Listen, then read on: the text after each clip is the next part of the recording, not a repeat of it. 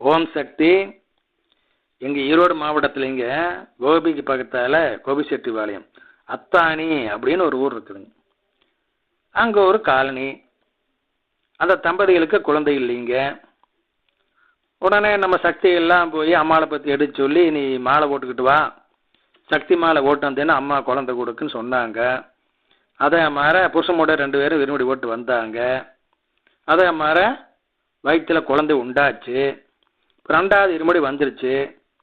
2வது இருமுடி போட்டுக்கோ வான்னு கூப்பிட்டாங்க சக்திகள் எல்லாம். ஆனால் மாமியாக்காரு இல்லை, ஃபுல்லாக முழுகாமல் இருக்கிற மருமகோ இப்போல்லாம் வெளியே போகக்கூடாது, பிரயாணம் பண்ணக்கூடாது, ஆச்சா போச்சா அப்படி இப்படின்ட்டா. பேரு காலமெல்லாம் இல்லைங்க, 4-5 மாதம்தான். அதை கேட்டு அந்த பிள்ளையோட புருஷனும் பிள்ளை எல்லாருமே மாமியார் சொல்கிறது தான் கரெக்டுன்னு சொல்லி இருமுடி செலுத்த வரலைங்க. தைப்பூசம் முடிஞ்ச ஒரு வாரத்திலேயே வயிற்றில் இருந்த கரு அபார்ஷன் ஆகி போச்சுங்க.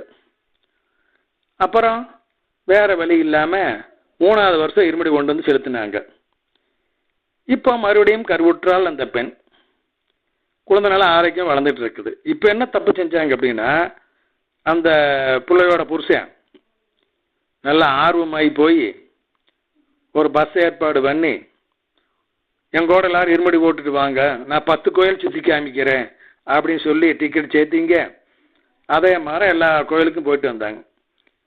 ஏற்கனவே அம்மாட்ட கூட்டிகிட்டு போய் அறிமுகப்படுத்தின சக்திகள்லாம் இப்படி போகக்கூடாது, இருமுடியை கொண்டு நேராக மருவத்தூர் தான் போகணும், இருமுடியை செலுத்தி நேராக வீடு தான் வரணும், போகிறப்போ வர்றப்போ வழியில் அங்கேயும் இங்கேயும் போகக்கூடாதுன்னு எல்லாம் சொன்னாங்க.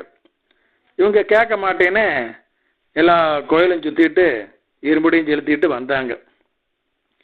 வந்த பின்னால் என்னாச்சுங்க, குழந்தை பிறந்ததுங்க, சுகப்பிரசவம். ஆனால் அந்த குழந்தை எப்படி இருக்குதுங்க, ஒரு மனுஷனுக்கு மொத்தம் எத்தனை ஓட்டை இருக்கணுங்க, 9 ஓட்டை இருக்கணும். ஆனால் அந்த குழந்தைக்கு ஒரே ஒரு ஓட்டை தான் இருக்குது, வாய் மட்டும் இருக்குதுங்க, வேறு எந்த ஓட்டையும் இல்லை. மூக்கு அடைச்சி கிடக்குது, மூக்கில் ஓட்டை இல்லை, கண் இல்லை, காது இல்லை, எல்லாம் இருக்குதுங்க. அது துவாரம் இல்லை.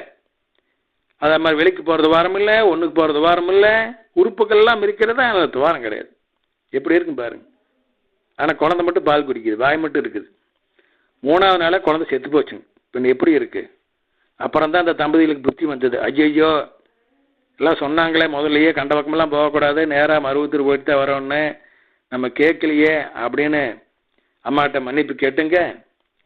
மறுபடியும் இப்போ அம்மாக்கிட்ட நடந்துகிட்டு இருக்கிறாங்க.